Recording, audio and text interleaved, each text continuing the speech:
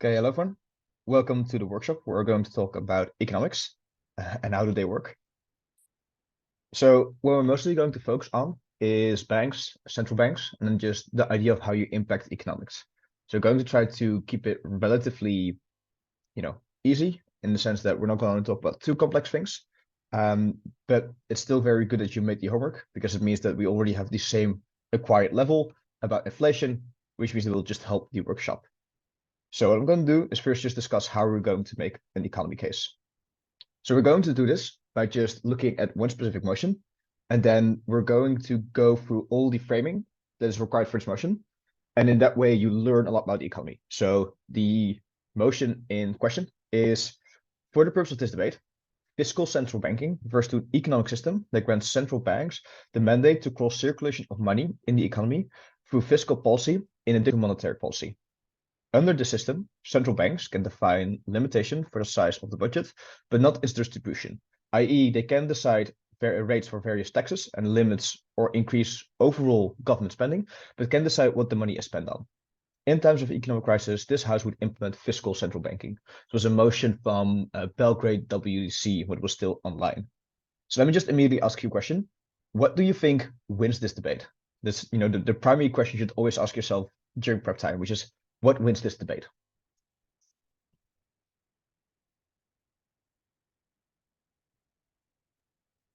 Would this solution be the most efficient one with dealing with the effects of this economic crisis?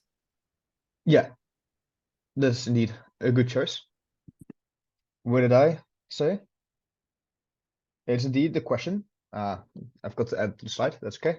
It's indeed the idea that you should think about how are you able to mitigate most of the effects of the crisis, or how do you deal relatively better with a crisis? Because I think sometimes people will go indeed for like the hybrid case, which you are referring to, which is, how do you solve the crisis? However, crises tend to be multifaceted. They might be quite difficult. So at the moment that you're able to explain why relatively, there's a high chance of you're able to, get out of it, or just better able to cope with it. That's a lower barrier for yourself to win the debate. Okay. Now, what would you then like to know about the economic context to actually then win this debate? That was the second question.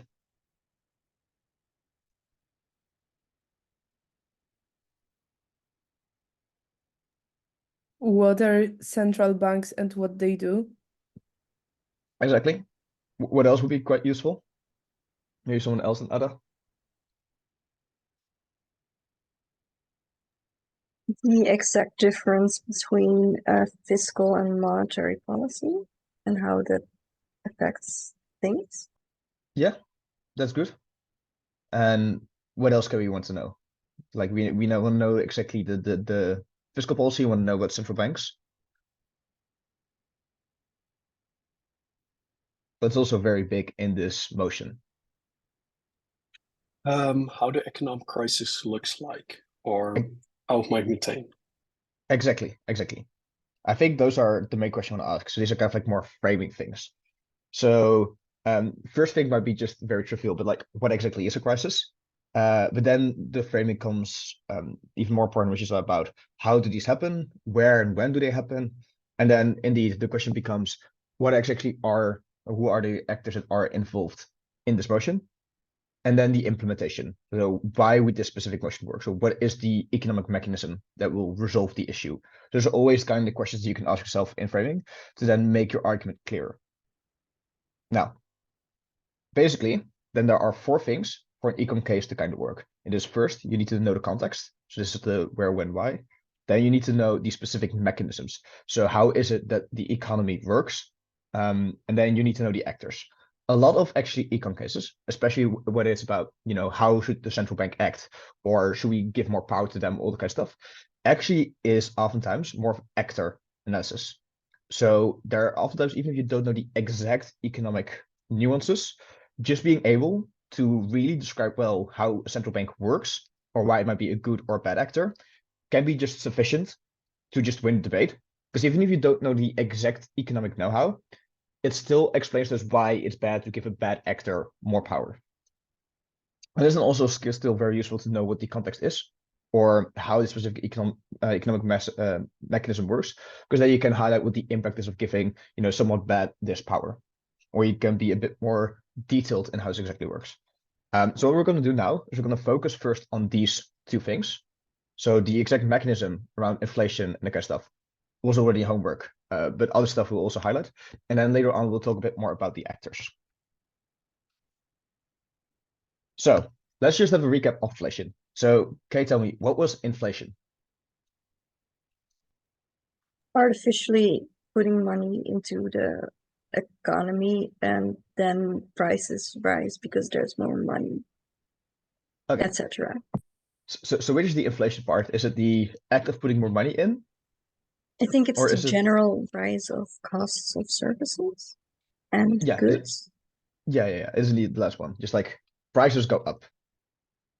So what does this actually, let's now indeed talk about the causes that we highlighted. So the then cause of inflation, when we think about demand and supply, so for the demand of products.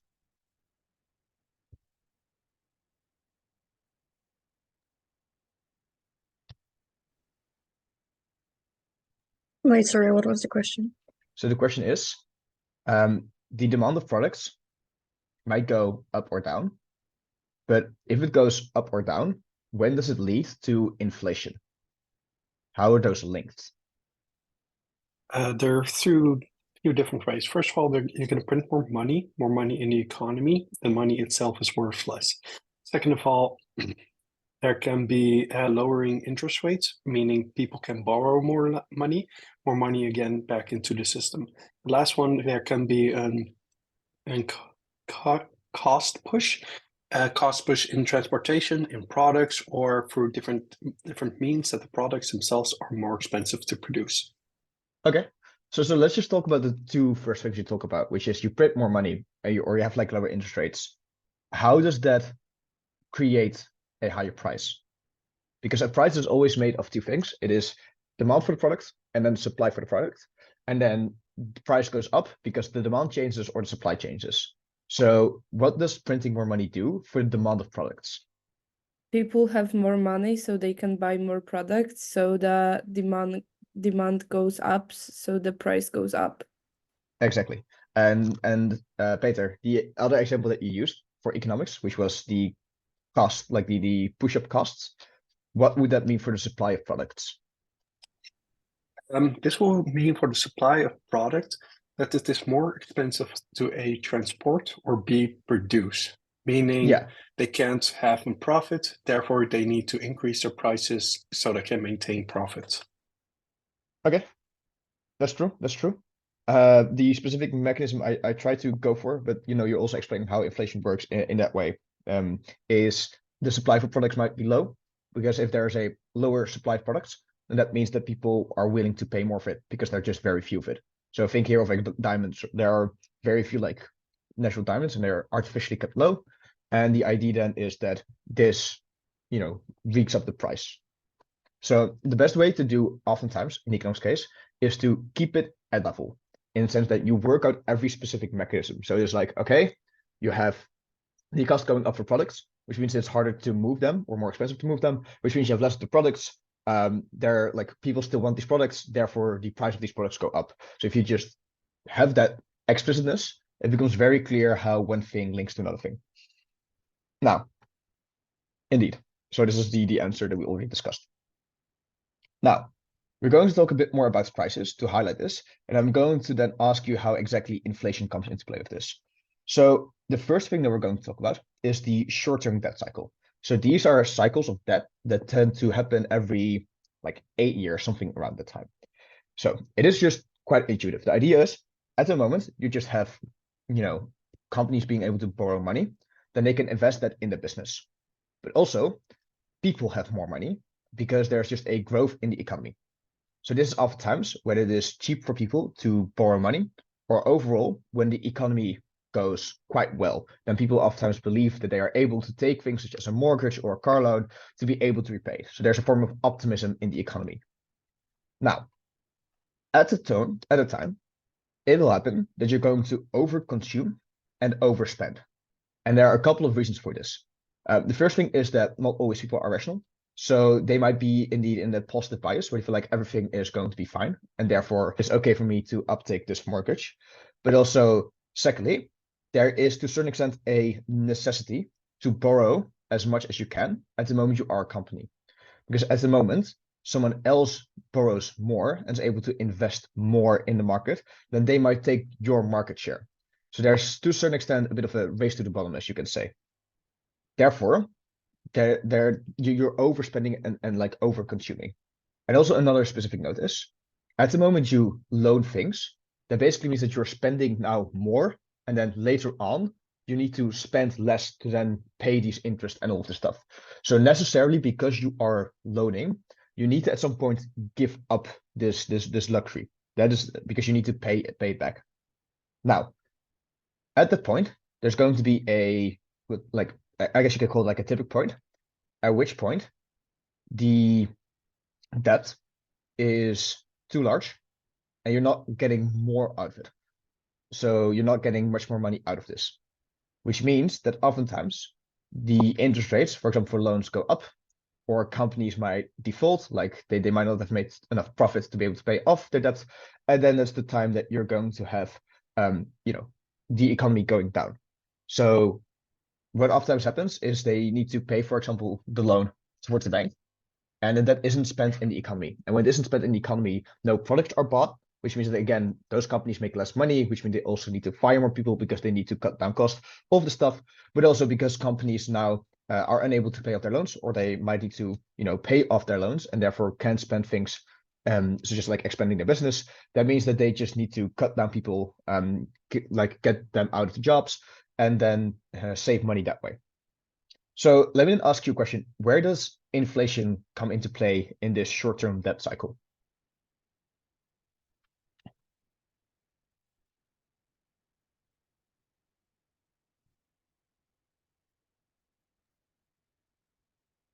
When on your slide, when there is up, like companies borrowing more money and people having more money, so spending and investing more. So there is inflation there because people are spending more money. Okay. And then at the moment you're going down?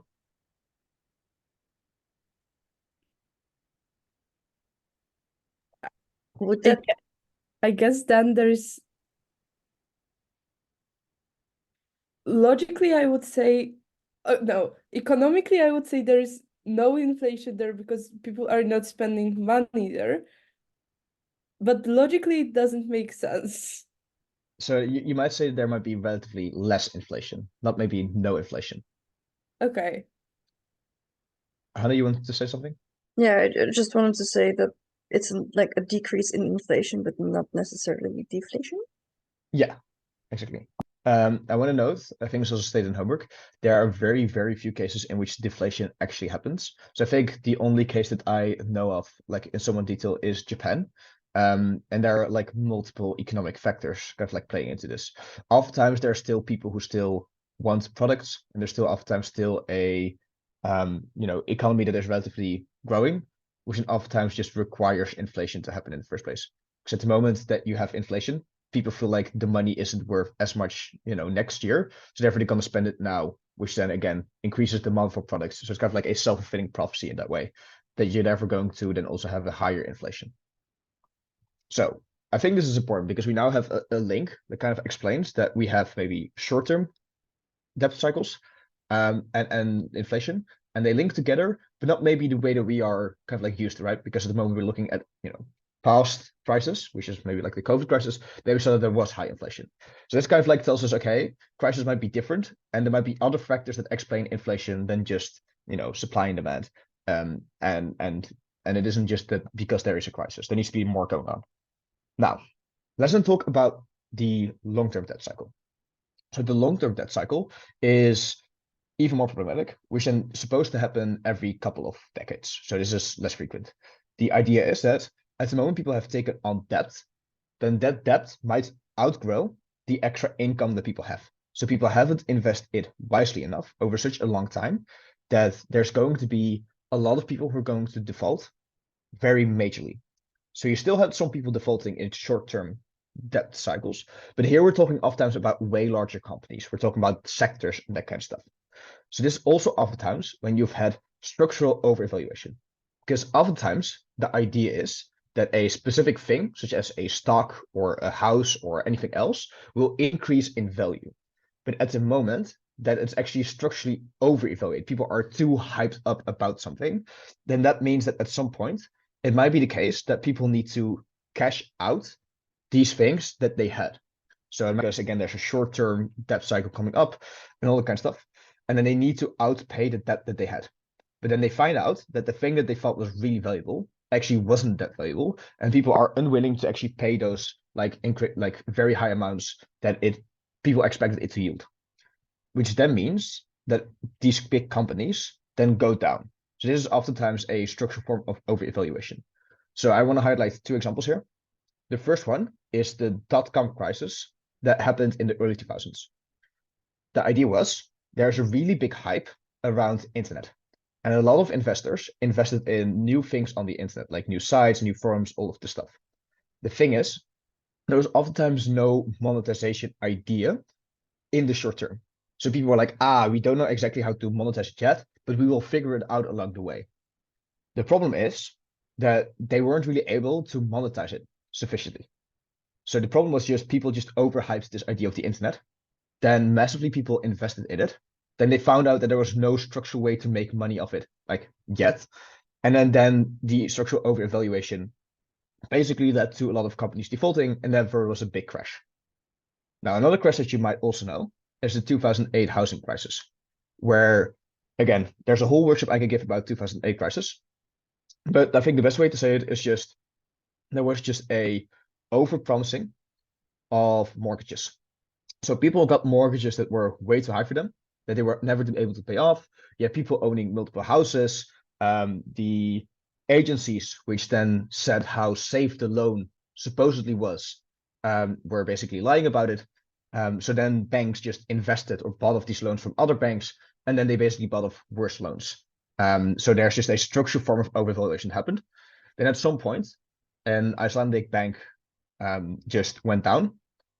And that just was the economic domino that made other banks also default, where people saw suddenly that there is a structural overvaluation of mortgages, which then led to a lot of problems where companies were unable to sell off these mortgages or sell off, make enough money of them.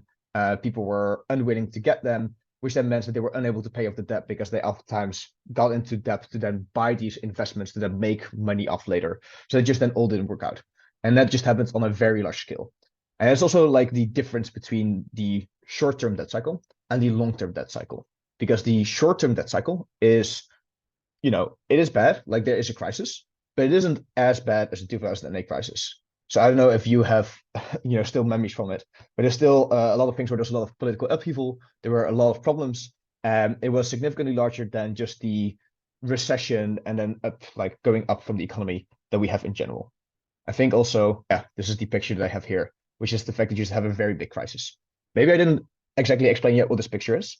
You have this GDP, which is just the gross domestic production, which is the amount of goods and services in the economy. It's sometimes just used as a proxy to say the economy is growing because more things are being made or are being served. The thing is that oftentimes if you have a stable growth, there will be the black line, and then you would have no ups and downs. This is to a certain extent just infeasible, as I already explained, because people will over-evaluate. Some things just will not pay off. There will be mismanagement, and therefore firms will go down, and that will have trickle-down effects. There are ways to minimize this, but there are no real ways to kind of get out of this. And at the moment you have just a very big crisis, then it might just go down really a lot, and then it might take a couple of years to recover. So again, in this specific case, if you're talking about long-term debt cycles, how does inflation play here?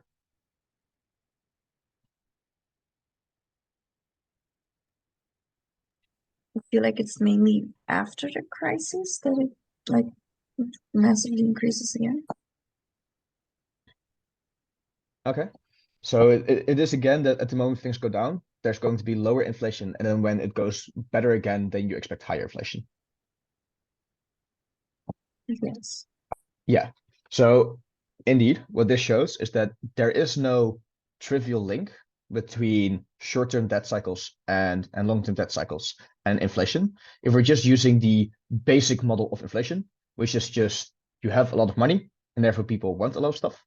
But also, if you just have economic, if you have, what is it again? Yeah, if you have low interest rate, then people are like, if you print more money as the government, then you're able to provide more projects and therefore you're able to, create more inflation, all this stuff. So it doesn't then link to then having a high inflation crisis. So these are often like the more structural ways or more built-in ways in which economic crises happen. But there are also oftentimes more complex ways that crises happen. And these are oftentimes supply chain issues, which is something also Peter already talked a bit about when we talk inflation.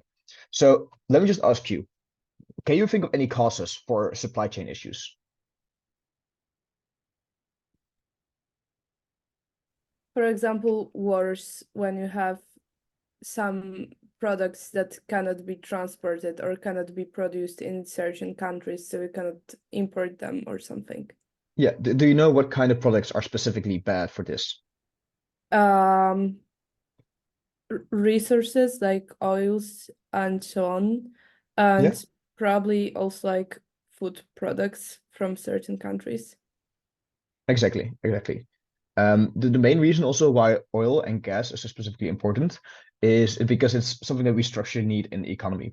So we need it for everyday usage because people need to heat up their homes and they need it for transport, to transport themselves, but also for us to transport goods, but also for our industries to manufacture stuff. You need energy to like change metal ores into metal sheets.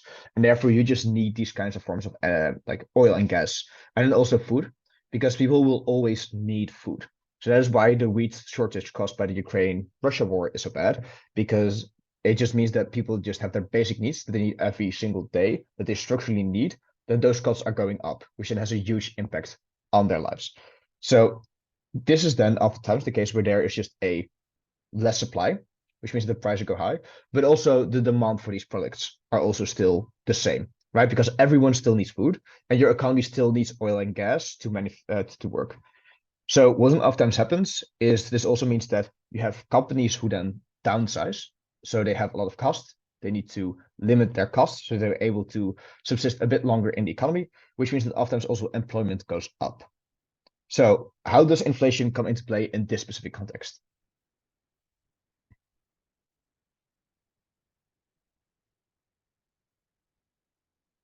Peter, you've already said it beforehand. So Yeah, basically because all the prices of production will go up, the products themselves become more valuable. You need more money to spend to gain these products.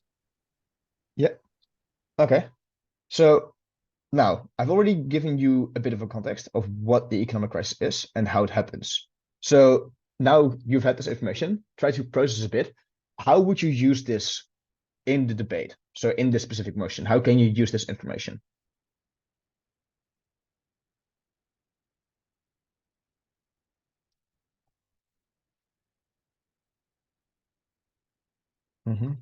There are no wrong answers, by the way. So how I would utilize this, if we see that inflation is going up rapidly, then you can put in policies to prevent inflation of going rapid and making sure that people will keep spending in the economy, so we will not go into a short-term debt crisis. So how But would the thing is, it sorry. has economic crisis. Like, is it the short-term that's that It cycle, doesn't say or so. are we specifically talking about the long-term one? It doesn't say so. Okay. So it could be any of the three.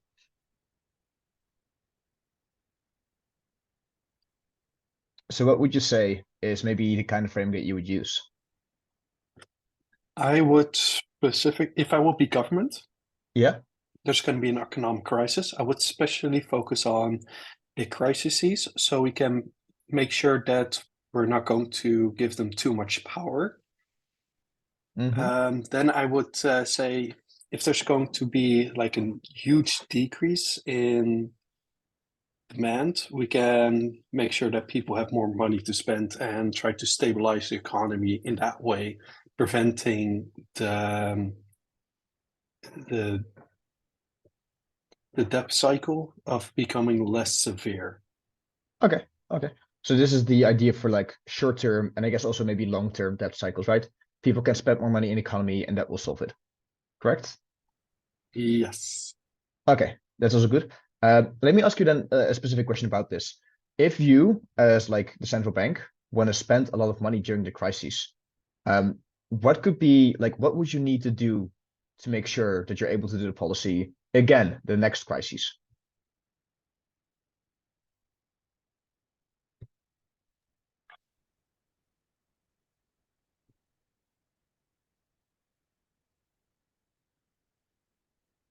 Yeah, go for it. I do not know on how to prevent for the next crisis. I think it is very reactionary. We can't predict when an economic crisis will be. Therefore, we only have mechanism in case when something occurs, such as you're allowed to loan a lot more without having so much money spent back. We can be more explicit with our particular financial spending, so it's more clear, so different countries can invest in our country and different ways of trying to deal with it. Indeed, these are the specific ways you want to solve the crisis. I'm referring to something specific. I'll go back to the slide. So you have two periods. You have this period where you go down here. Here you want to spend a lot of money. But the money doesn't come out of thin air.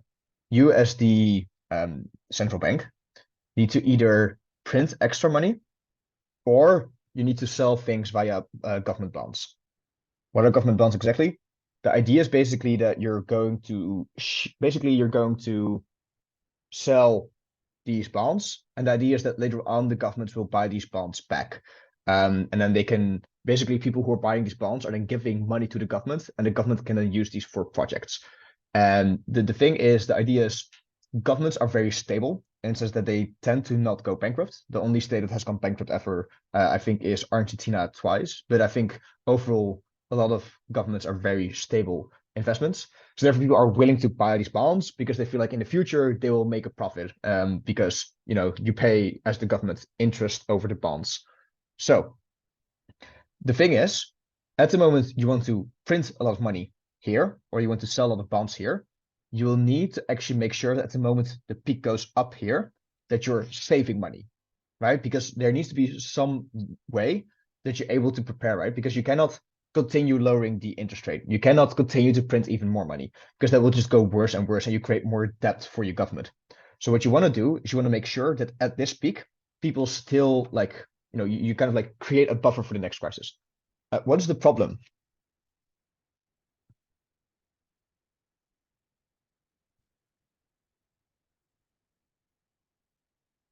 It's very simple. Do people like saving up money when things go well? No, like No, they start spending again. exactly. Because they are in this optimism about like, everything will be good again. It's very difficult to actually save up here, specifically because politicians don't want to, they want to be able to their voter base to be like, I have made this project, or like I've spent more on education, and this is really good because look at the education's gone up. But you can't do that if you're buying back bonds because you're literally getting nothing back from it except economic security in the future, which you can't really show to your voter base. Like you cannot show to a building where like, this building is now secure because we have invested in these bonds, which means that for politicians, it is very hard to make sure that you save up at the moment you have economic peaks and that you then spend at the moment you have economic downfalls. Now, then I think it is kind of clear why this would matter, right? Because then you can explain why it is that you have central banks control over this. But there's another thing that I want to highlight. So this is a bit more nuanced. At the moment, we have supply chain issues, as I highlighted. You have the problem where you have high inflation, right? Because there's just cost, like the products become more expensive to make, so then the price go up. But also, you have very high unemployment. So how could you solve unemployment?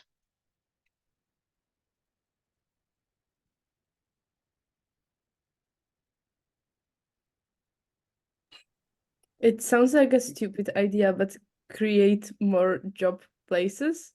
Okay. What happens if people have more money to spend? What happens for the demand of products? When people have that will more increase. money to spend, they buy more products, so inflation's going up. Yeah.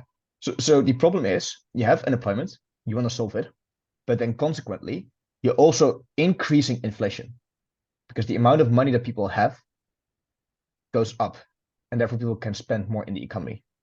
Now, what happens if you want to stifle inflation?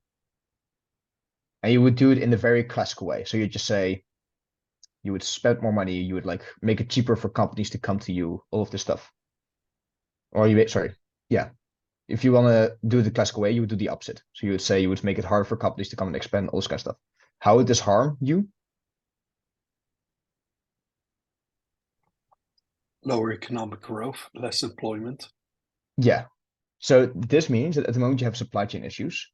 The intuitive things about just spending money seem to be counteracting the other thing. So you cannot just have high, try to solve unemployment and inflation at the same time. At the moment, you hold the same model that we had before, which is just people have more money, therefore they spend more, therefore inflation goes up. There's something we will highlight a bit later on. So this is an interesting thing, which specifically happens with supply chain issues. Now, why might this be relevant in this specific context? Well, it was set at Belgrade, and that was when COVID happened. I'm unsure if then the Ukraine-Russia war already happened or not.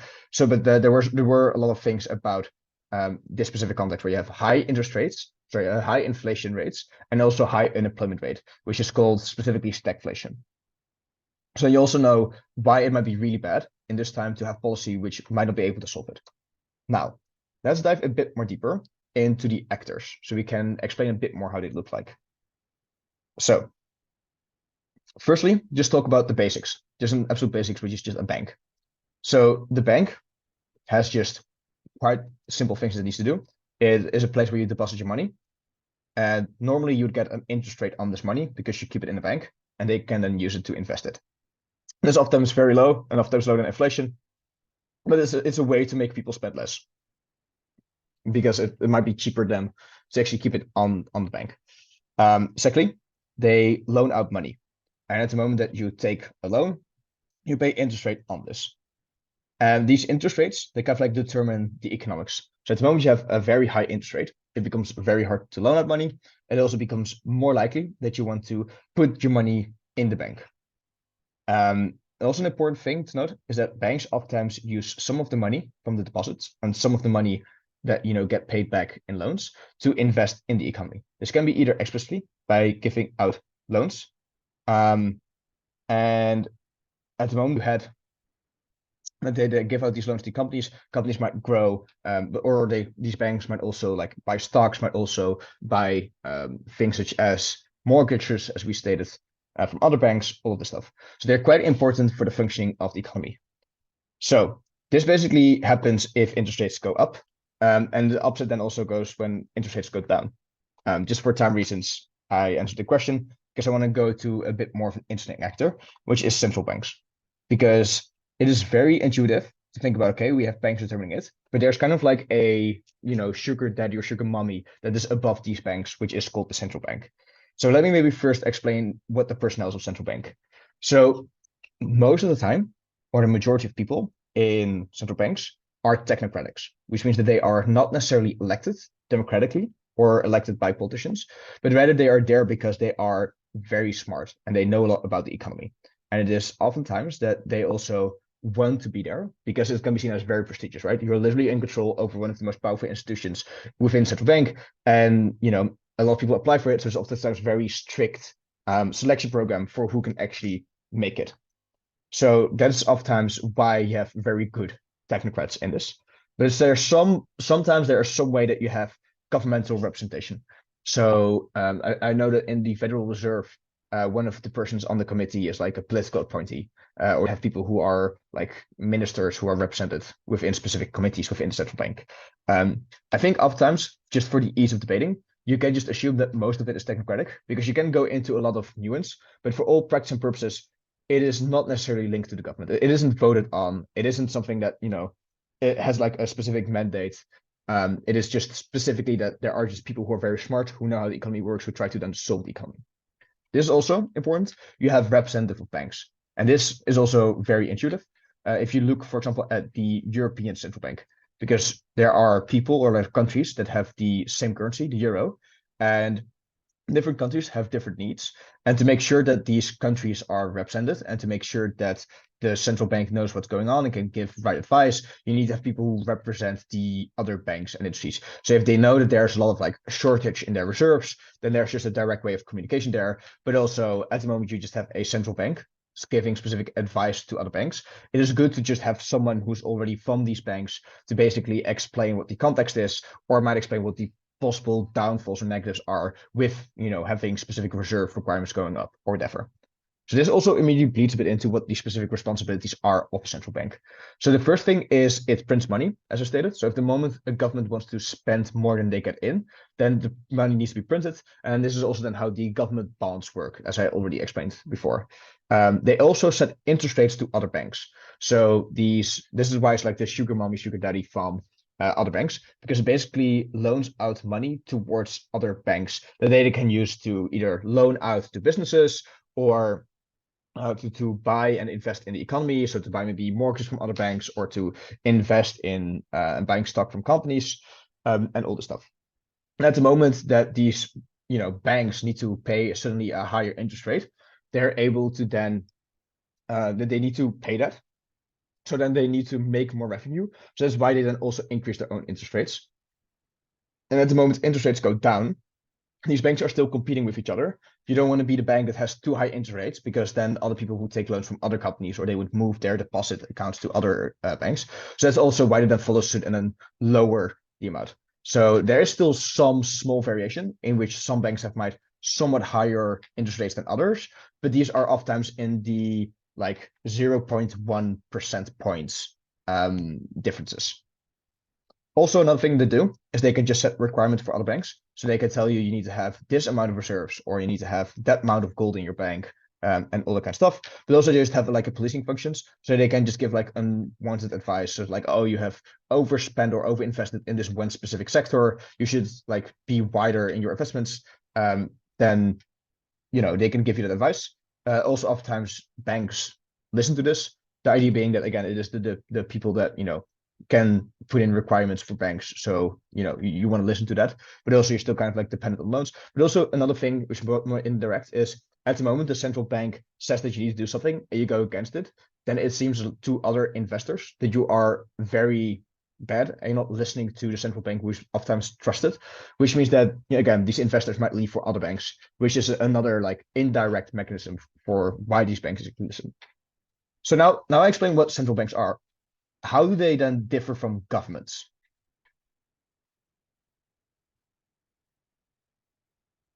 They don't have political interests, so they want to be just perceived as professional and not necessarily tied to what people want them to do, because nobody is voted for them in elections. Yeah. So if you would be on the upside, how would you frame this as like, I guess, a bad thing? As a bad thing, probably that they don't care about people and they just care about economics and money, and sometimes you have to give more money to people and meet people's interests and do some weighing about why people are more important than economy. Yeah. What's maybe a slightly stronger framing about who central banks might care about more than others? Investors. Yes, compared to maybe? Compared to like customers and normal people. Exactly. So that you can frame these as a bit more elitist. So they care more about these abstract investors who just are like already rich, compared to maybe poor people within your country. But I think if you just say that these are also very technocratic, you can say that oftentimes these are people who just have, again, already quite some money, right? Because they have went to a lot of really good schools to get into the position that they get, to be a technocrat at central bank, and might be far removed from people who live in the ground. So then they don't they might know on spreadsheet what it means to have an economic loss, but then maybe don't know the full extent to people on the ground. And then, of course, this is just why central banks are bad. Then you'd also need to explain why like politicians are good hearts in nature and very much care about these people, which you can do. It's important to highlight also that you still need to explain why politicians are good in this. What are other ways that you might characterize these central banks, maybe from Gov side?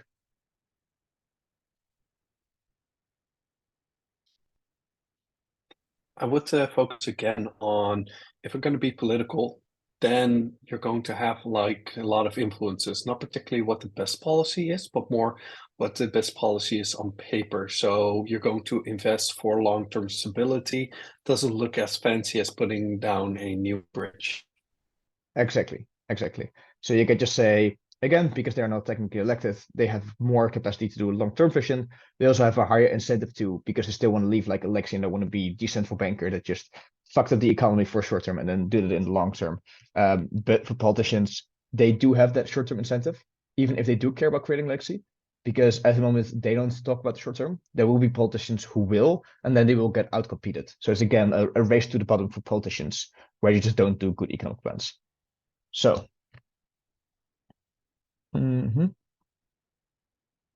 now we already done basically this part, which is just we talk about the actors involved. What are maybe also important factors that you can discuss besides, short term, long term, if they are elitist or not? What are other things you can talk about? Hannah, do you have an idea? About economics, no, I dropped it in my, let's say, No, class. just central banks and governments. Very, very little. Like, really very little. I'm sorry, I can't really understand what you're saying, but I guess maybe I will go into. So you have short-term interest, but also other interests that politicians have, which have to do with lobbying. So you could say oftentimes politicians are very much dependent on lobbying to secure money for their campaigning, so they're able to get reelected next time, which is why they oftentimes need to be swayed by big donors. But also there are just big companies who are able to really influence politicians by just having a lot of alone time with them. So lobbying isn't just you give money for campaign funds, it's also the fact that, but like after all the meetings, you just have three people from like a banks representing them, just talking to the politicians, trying to convince them for a good plan, like buying dinner for them, and just trying to explain to them why it is good to maybe vote in favor or against a specific policy, which then also is in a rational way able to like persuade these individuals to do stuff which might be in favor of big companies but might be bad for other actors. And then you can say, look, central bankers tend to be already well paid. They also want to be, oftentimes they also are in central bank even for a really long time, but they still, again, have more of this idea that they want to do good, which is why they are to the central bank. And therefore they are less swayed by things such as corruption. And there's also another angle that you can run. Quick Okay. question, is that actually true? If central banks are corrupt? So here's the thing, right? I think that within debate land, you can absolutely prove it. If you would ask me right now with like a gun to my head, would I say that central bankers are less corrupt? To be honest, I don't know, because I think it's very hard to explain what exactly goes behind closed doors within central banks. But I do want to note that they oftentimes have a bit more broader concepts that they care about. So if you look at the things that central banks care about, then it's things such as, making sure the inflation is about 2% so the economy goes well. But also recently they have gone a bit more like conscious when it comes to environment. So there's also about the idea of having a green transitions, having green investments.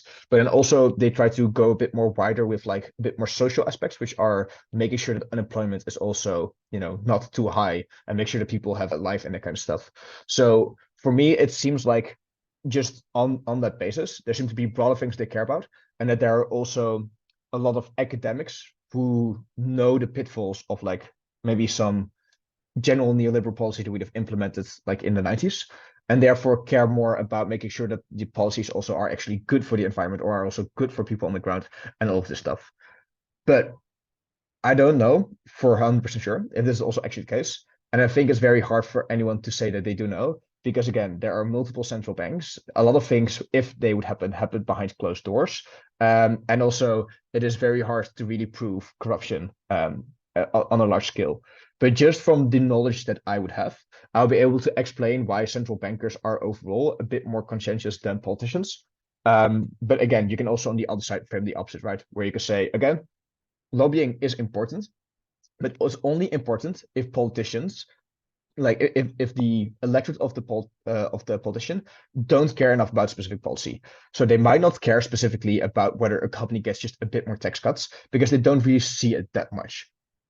However, when it is about something during economic crisis, people really care about making sure that their money gets back and they can pay their mortgage. So there are a lot of eyeballs on a lot of politicians, which makes it harder for them to then cave in into these forces, which are, going to have more, going to sway more towards companies and that kind of stuff.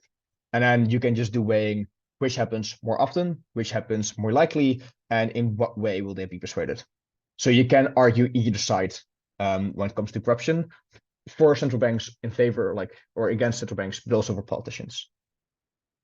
Does that answer your question, Peter? Yes, it does. Okay. Now, we're going to go into a bit more depth about why we're able to resolve this. I think we already did this a bit before, which is quite nice because that means we go a bit quicker through this. So when we're talking about, just debt cycles, what are you able to do from the government side on this?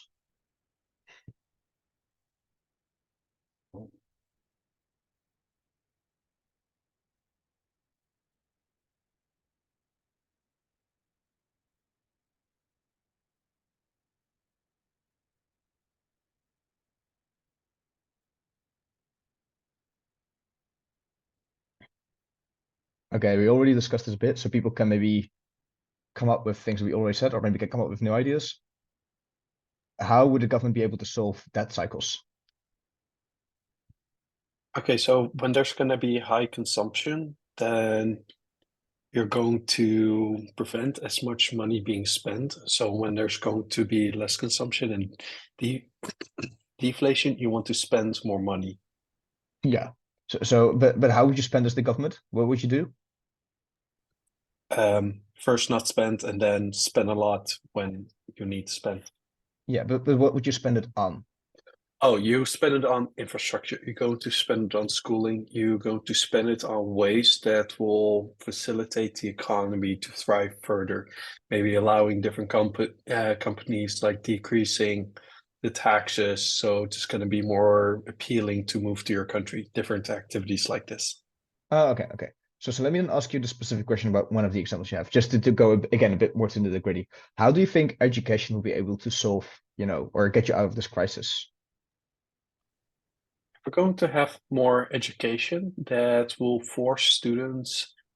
Okay, so if you're going to spend less on education, then it's more expensive to go to school. If it's going to be more expensive to go to school, students are less likely going to academia and more likely to going into the workforce. When there are more people in the workforce, there's going to be people spending more money and making sure that that more money will flow through the economy. Okay. So let me ask you a question. On what exact scale does this happen? Like which time scale? Is it short term or long term? Oh, this is long term, and that is Exactly. pretty ineffective for these type of cycles. Also, there's another like part of the argument, which is the idea that you need to be an academic to then be good for the economy, which actually isn't true. Like even in information sectors. So if you look at, for example, the Netherlands, we have a big information sector, which we have a lot of academia. There's still a lot of things which also require less education or less long education or like relatively cheaper education that is really important. So I'm also talking about MBO and HBO. Yeah, I guess so, but in the status quo, there's already like a lot of like what's it called, like cheaper prices for those things that we really need but have a shortage of. So these are like, if you like, for example, I don't know the exact English words, but it's like if you need to build a wall, you need to like put this like the sticky thing in to make the brick stick. Those are oftentimes already cheaper and already have very high demand, which means that oftentimes when cuts would happen, they would go to fields which are a bit more dubious. So these would be maybe things like philosophy or anthropology, which don't have that much things dealing with the economy. Um, But yeah, maybe it's also really important to highlight that when you talk about education, it is also maybe just wider than academia and that kind of stuff. So why am I going into the nit and gritty of this one specific detail? It is that I think Peter has here like the right idea here. Right, it might be expensive, people might drop out, it might be bad, all this stuff. But maybe for the judges, it isn't as clear. And in the sense that at the moment it isn't as clear, it all means your argument doesn't credit as much. But also it kind of like shows that at the moment you don't make those links as explicit, it is vulnerable to teams pointing these things out. So where they might misconstrue your argument, where it's like, oh, you're talking like you said this one example about academia, but actually it isn't about academia. It's about more blue collar jobs and all of this stuff. So that's why it's important to just have all of this specific analysis, specifically in economics, because a lot of judges then don't know exactly how this works or don't know to what extent. The moment you make it explicit for them, they better understand to what extent this can happen. But this is only two of the three crises that we discussed so far, which are debt cycles. How would you able to maybe solve supply shocks?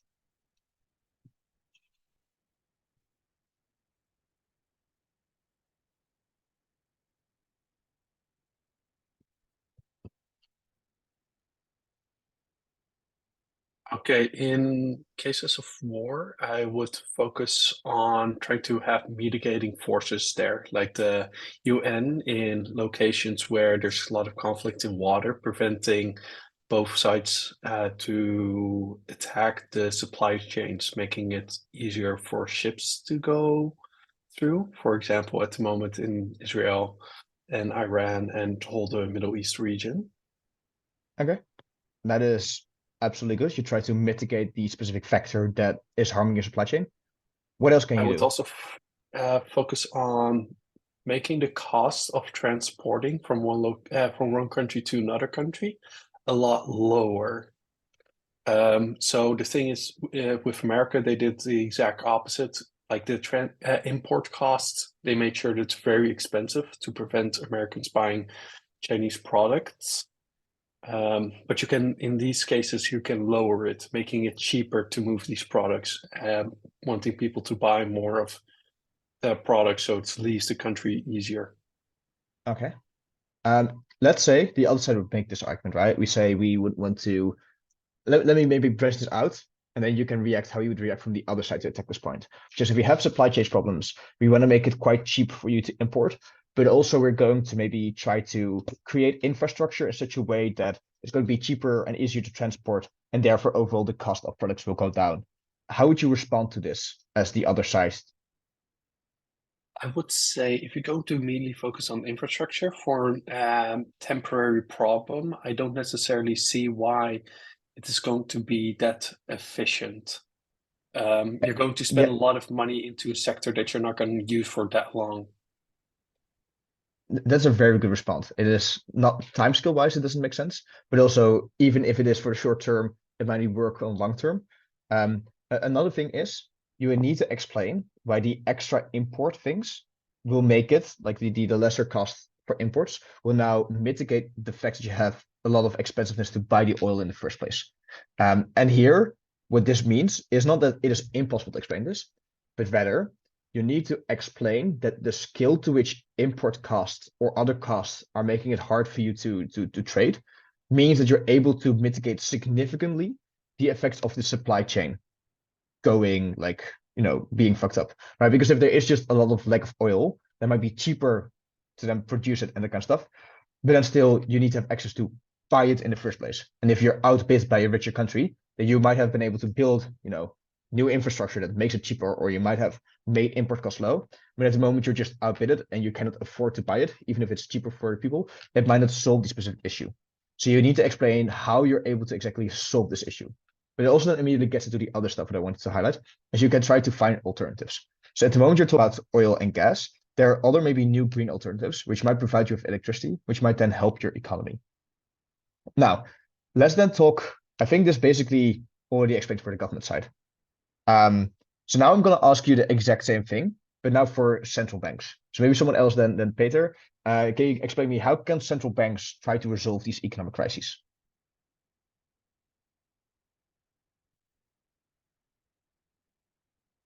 Let's start with debt cycles, maybe.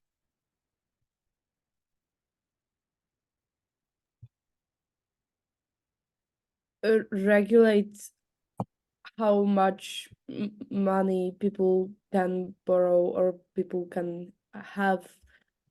And when they see that people are spending too much money, then they are limiting how much money people can spend. So we are How making would it this help in the debt cycle? In the debt cycle, is the problem that people don't, that people spend too much money? no. Okay, so people having too much debts. So if we borrow people less money, then they don't have so much debts. Okay. So let's say you are a poor person Yes. and you have debt. And then Yeah. the bank says, we're not going to give you any money. How are you able to pay off your debt?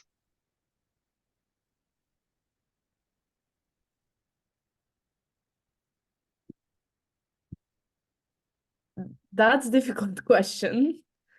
Probably Here's another thing. Here's another thing. On your loan, you pay an interest rate.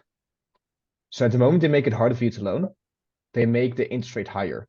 So the amount of money you need to pay the bank extra with high interest rates oftentimes makes it that you need to pay more that you already have. What okay. might be able to then lift this extra cost?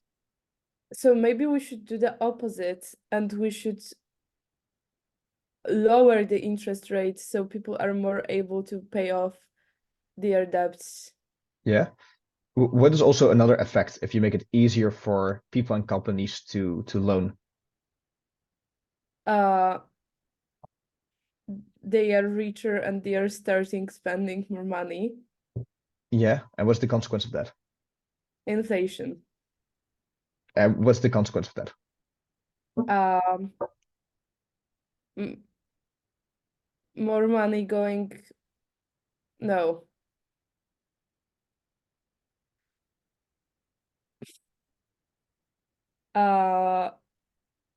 If you have more people spending more in the economy, what happens to companies? Companies have more profits. What do companies do with this profit? Invest. What do those investments do? Grows the economy. Yeah, and who helps that? Yes. Yeah, who does it help? The growth in the economy. People, states, companies, probably like everyone to some extent. Yeah, right. Because people now get jobs and they can, get more money because, maybe also, what's it called? Like salaries goes up and all that kind of stuff. So what would be a good thing to do for central banks at the moment there's a crisis?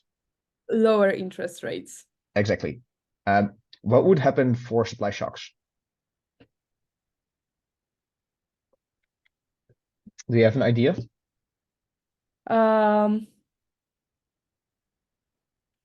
Okay, we have supply shocks, so products are more expensive. We don't have money for them.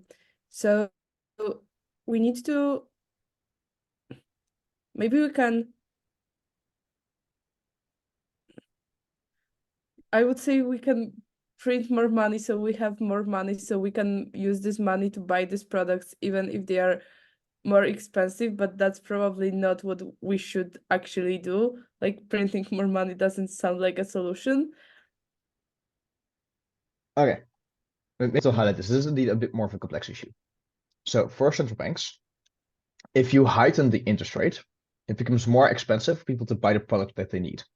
But I want to note, these are products that people generally need, right? So it's gas to heat the house so you don't, die of the cold during the winter, or this is food that you need to give your children for them to exist.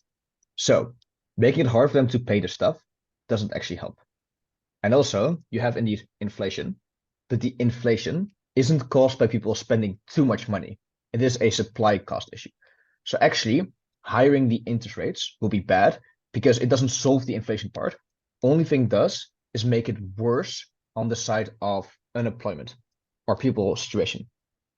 It is better to then also lower interest rates, because it makes it more possible for companies to loan to try to find alternative ways to mitigate this effect. So it might be that they try to find alternatives, right? So they might not be able to use like gas, but it might mean that they might try to invest in maybe some coal, or they might be able to buy electric machines, which might be able to also heat up these things, but then they can use green energy to buy these products and all this stuff. So also in supply shocks, it is important to have low interest rates.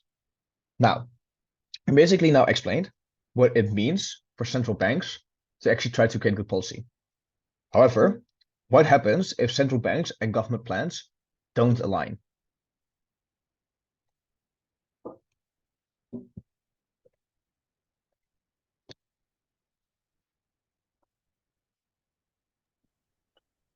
Then we're going to have a form of distrust. For if the central bank does A and the government says Y, people are looking at the system and like, what the hell's going on? Saying it is less stable. So international investors are less likely to spend money into the country.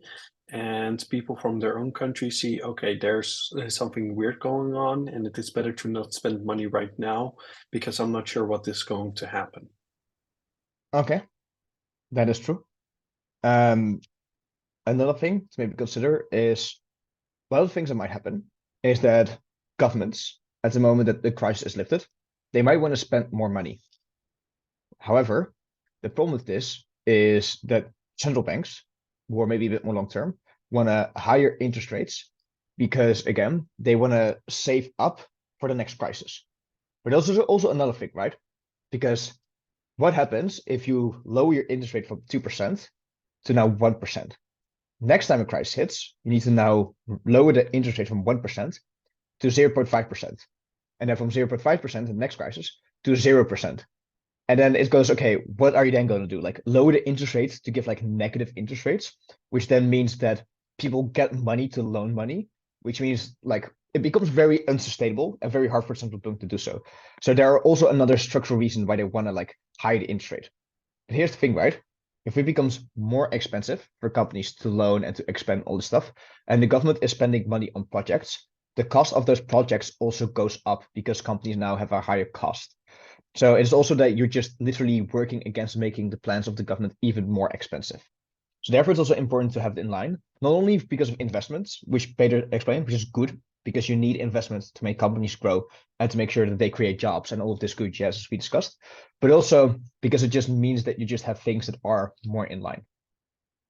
And also, you might be able to mitigate some of the effects that happen when you have, for example, supply shocks. Because at the moment that you have governments wanting to invest in specific sectors, which might not be the most important sectors for a specific economy, but might be the flashy sectors. And the central bank wants to make sure that the specific sectors that are hit by the supply shock the hardest and are the most important are actually solved. Then you also have like not wise investments, because that now means that central banks now need to make sure that the investors go to the sectors which actually need it the most and don't follow the money from the government, which is maybe giving you tax exempts to other sectors, or might give investments to these other sectors, which might make it more likely for them to have more money to then spend and expand their specific company they're investing in. So that's also another thing. So you want to be able to solve the supply shock issue, because at the moment you don't, you suffer from both a high inflation and above high unemployment. And any policy that you will do will just harm yourself, because either it will create even higher inflation because people still get much more money, or it's still a higher unemployment because like you're cutting down the interest rates to try to stop inflation, and then you have more people becoming unemployed. So therefore you want to try to solve this as early on as possible, and therefore you need to ensure that you are in line and you don't then need to mitigate the effects of either policy of the central bank or the government. Now, I think that this, to a large extent, basically then explains why this motion would work. Because we now see that central banks have different things they can do, but also that they need to be in line with governments. But maybe just to make sure that you also, understand this fully, what are kind of like the arguments that you could then run on maybe government side of this motion?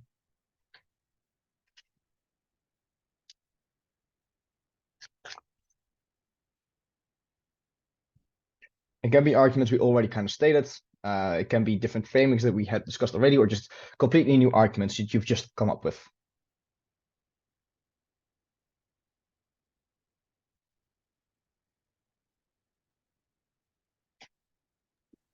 Can you quickly explain what fiscal central banking is again? Let me maybe go back all the way to back where it is the info slide.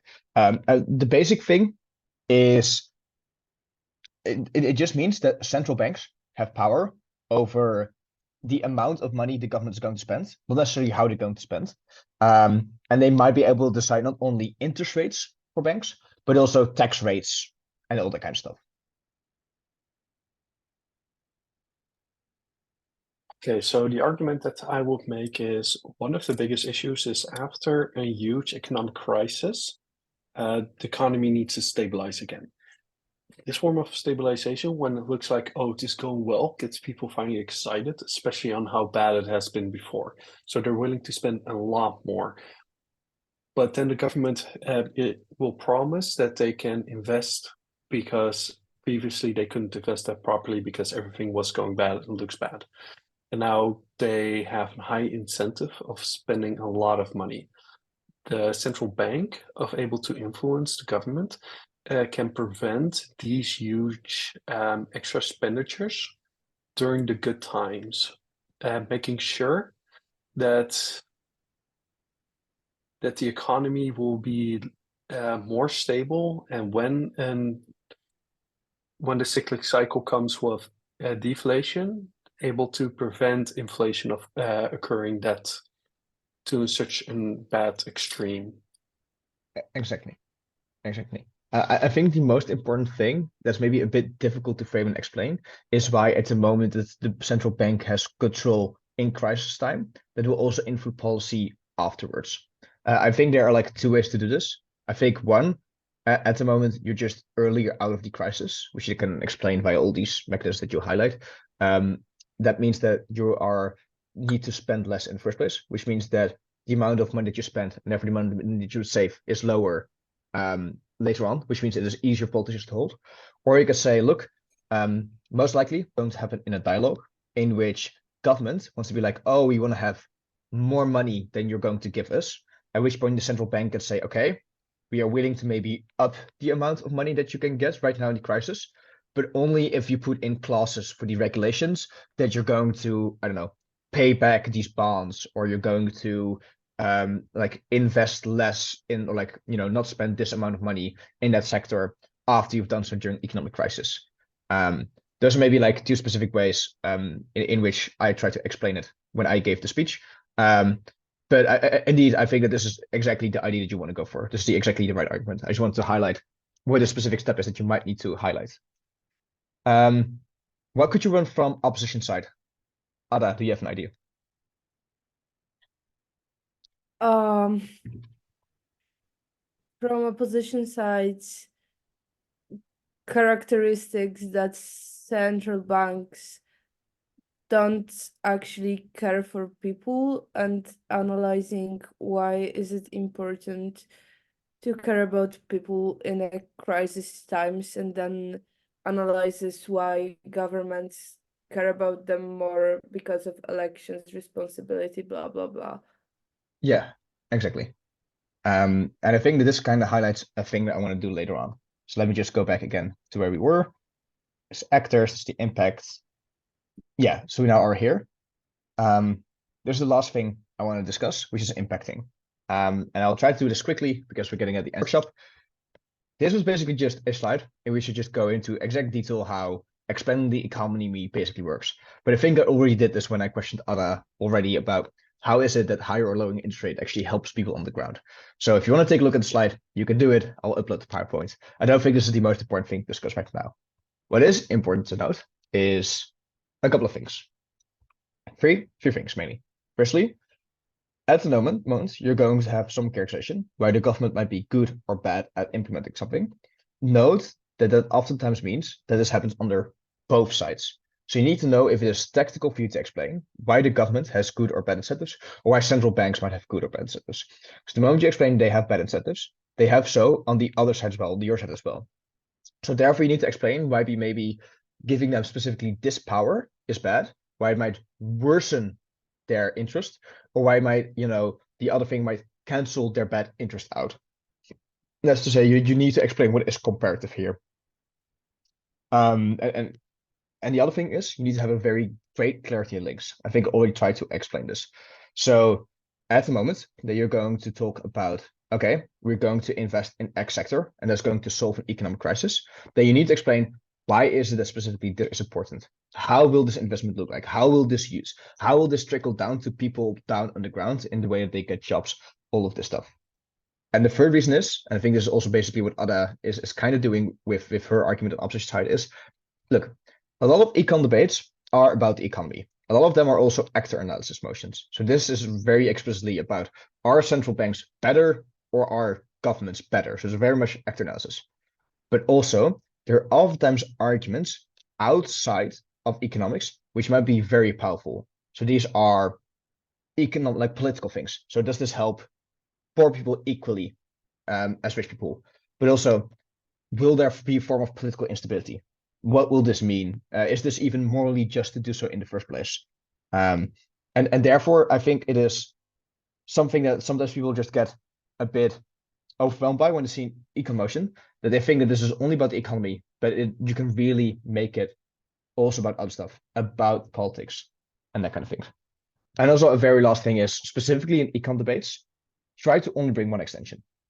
And the reason being that you really need to have a lot of clarity in why one specific thing solves another specific thing and how things interact.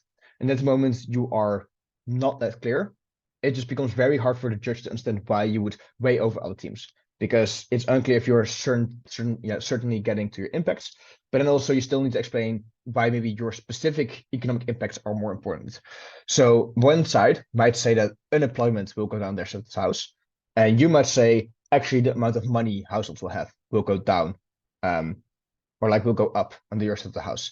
And then you need to weigh which one is important, which group we care more for, and all this stuff, which means that there is a greater specificity sometimes in econ cases on the impact that you're going for, and therefore the amount of weighing that it requires and the amount of delineation and explaining why it is different than the other side also requires more time. So you really don't have time to bring 2 to 3 extensions. Just bring one extension, do it well, placed in debate, and then it should be grand.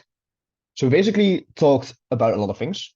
I can understand that this might be a bit confusing. So if you have any specific questions about what I discussed, then I think this is now the right time to ask them.